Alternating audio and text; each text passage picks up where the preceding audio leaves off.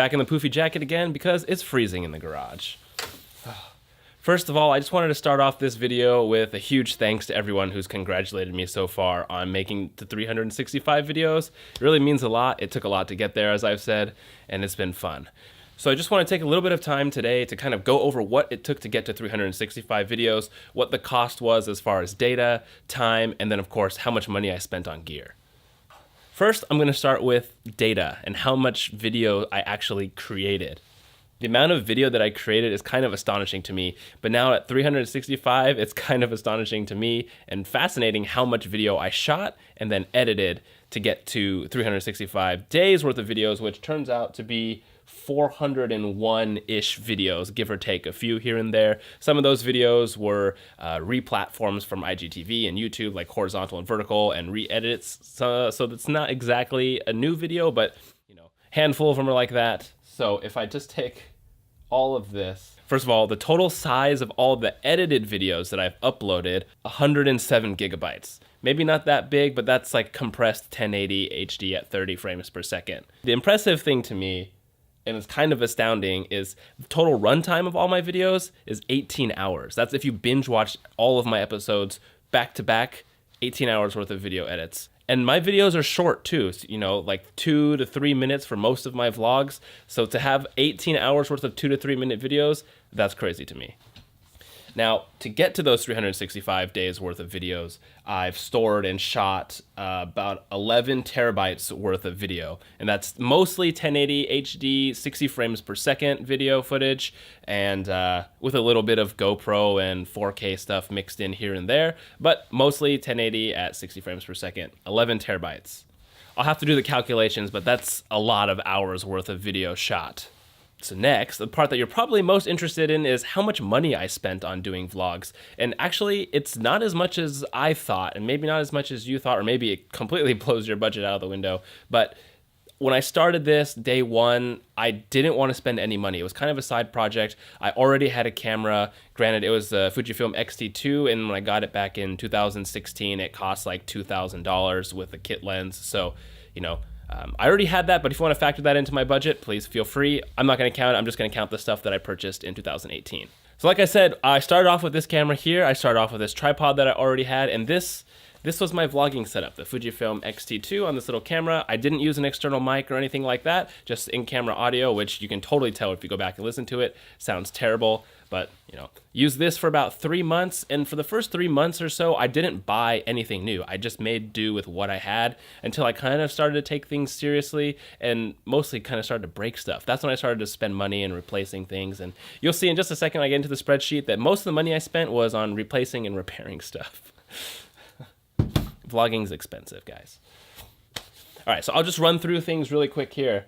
I got my first Joby 3K tripod, like I said, that 3 months mark or so in. That was about $60. I broke 3 of them, and then I ended up getting the Joby 5K. Bunch of money spent there. This X-T2 that I started with, I broke this twice, actually, but I broke it, and then at that time, I replaced it with the Fujifilm X-H1 that came out earlier this year, or last year in 2018. And that cost quite a bit of money. When I first broke this camera, the lens was still good, so I just bought the body. That was about $2,100. And then later on, a few months later, I broke that lens and the X-H1 again. Luckily this time it was covered by warranty, so the body was repairable. The lens wasn't, so I had to replace the lens. Total cost there, about $2,500. I've gone through a number of ND filters just because I buy the cheap $20 ND filters. They do the job for me, but they do bend pretty easily. And when I drop my camera, which happens a lot, those ND filters bend and then they don't quite twist as much anymore. So replace those a few times. GoPro Hero 7 came out in October. I made the investment to buy that then. Around that time in October is when I started to make most of my upgrades, and for the studio stuff, I made most of my upgrades in November. So again, it really wasn't until I started to get serious with the production value, and once I've already moved over to YouTube and I really kind of wanted to up the production value of these videos, that I started to make investments in things like the monitor and studio lighting and better audio capturing stuff. So yeah, that cost quite a bit of money. I also got I got this podcast setup microphone that I use for voiceovers anytime I'm doing voiceover stuff.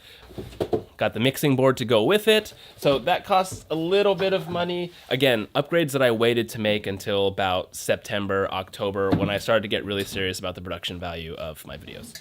I mentioned how much storage I used. I started off this project having some external hard drives, but I had to make some purchases of other ones. I didn't buy the most expensive, like G-RAID style hard drives to be super secure, which kind of came back and bit me because I have one hard drive with about the first 2 months worth of footage that's kind of failed right now. So I kind of lost that, but I have the edits. That's fine. About $100 each, a few of those 4 terabyte external hard drives, a couple friction arms, miscellaneous audio equipment. Had to send the drone in 2 times to be repaired and then buy some miscellaneous parts for it, like propellers. So that cost a couple $100. And then a handful of cables, mounts, dongles, that sort of thing. And all that added up together, let's see, equals sum. There we go. Not too bad. $4,907, give or take a little bit here and there. Oh, that doesn't include subscriptions. So let's see. I started Epidemic Sound in January. That was, hold on, let's do this really quick. $180 for the year. I started Music Bed in October with a free month, so I paid for about 2 months now. So that's about $20. Music Bed, I call it $200 there. And since I already had the Adobe Creative Cloud subscription, I'm not going to count that in here. I use that for work and other projects.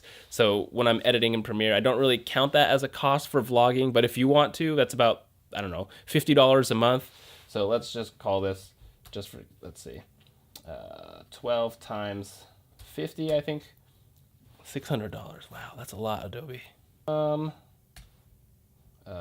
these guys. Okay, $5,700 with subscriptions, including Creative Cloud, which I already have anyways, so that's whatever. But, you know, Laura thought that I had spent about $10,000. I came in quite under that. Again, if you count the Fujifilm X-T2 that I had since 2006, that's another $2,000 on top of this. But overall, I think it's not that bad. It's a good investment that I've made, I think, as far as studio stuff goes, as far as quality and everything, and I'm quite happy about it. And again, I waited till September to make a lot of these purchases. A lot of them were repairs that happened as a consequence of using my camera every single day. You know, stuff happens, you drop it, whatever. I'm okay with that stuff. Okay, next topic, time. So I did a bit of calculations on how much time vlogging takes. And, you know, when I'm shooting a vlog, most of the time I don't write scripts for it. So there's no time wasted there. I don't really pre-plan my shots. It's mostly run and gun because of the style that I do is mostly documentation. So I'm not taking account of the time that I'm actually shooting. There's times like this where I have to actually take time out of my day, out of my family life to do a studio setup or, like I said, voiceover. I'm not counting that, but you know, it kind of rolls into this average. So, okay, so 365 days on average, spent about 2 hours a day editing and doing other miscellaneous things for the vlog, uploading and that sort of stuff. Some days it would go up to 4 hours, maybe 5. For some longer projects and stuff like that. And then some days it was really quick, like 90 minutes or even less, maybe an hour for some really quick vlogs. But that kind of on average sums up to be about 730 hours for 365 days, which if you translate that into days, that's 30 days. That's crazy. I can't even quite comprehend that. But 30 days of editing and uploading and doing things for the vlog. 730 hours?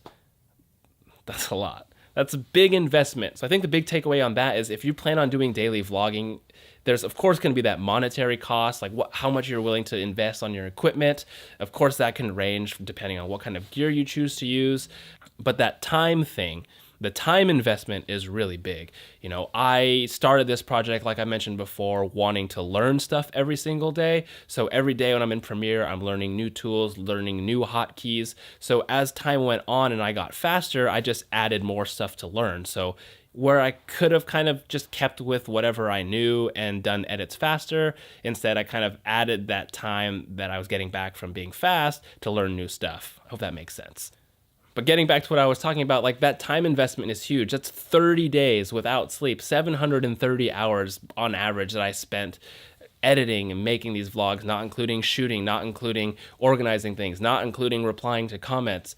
That's a lot of time. So before you kind of take on one of these challenges of 365 days of doing daily videos, just keep that number in the back of your mind. You know, you might be able to get them done faster than me. It might take you longer. So just be aware of that time investment, that time away from family, that time away from doing other things that you might want to do. It's a lot of time. That's what I'm trying to say. That being said, though, that time I put in, I haven't really lost that, because that value I've gotten back from being able to have that documentation, especially as I watched Kyo grow up from 4 months to 16 months in 2018, he developed so much throughout that year that I couldn't imagine what it would be like if I didn't have that documentation of him learning to talk, learning to eat, learning to crawl, learning to walk, run, all that stuff. I have that, and that's super valuable to me. And that time that I put in, totally worth it. If you made it this far, give this video a thumbs up. I'd really appreciate it. Again, if you're thinking about doing something like this, making a video every single day, keep in mind what that costs are for you, and do some tests. Figure out how long it's going to take you to edit. Figure out how much gear you need to invest in to make something happen. You don't have to spend a lot. You could spend 30 minutes a day and get some cool stuff. But I'm happy with what I've got. I really appreciate you being here. Thanks for taking the time to listen. Hit that subscribe button if you aren't already, and I'll see you in the next one. Bye for now. Ooh, that was a really long video.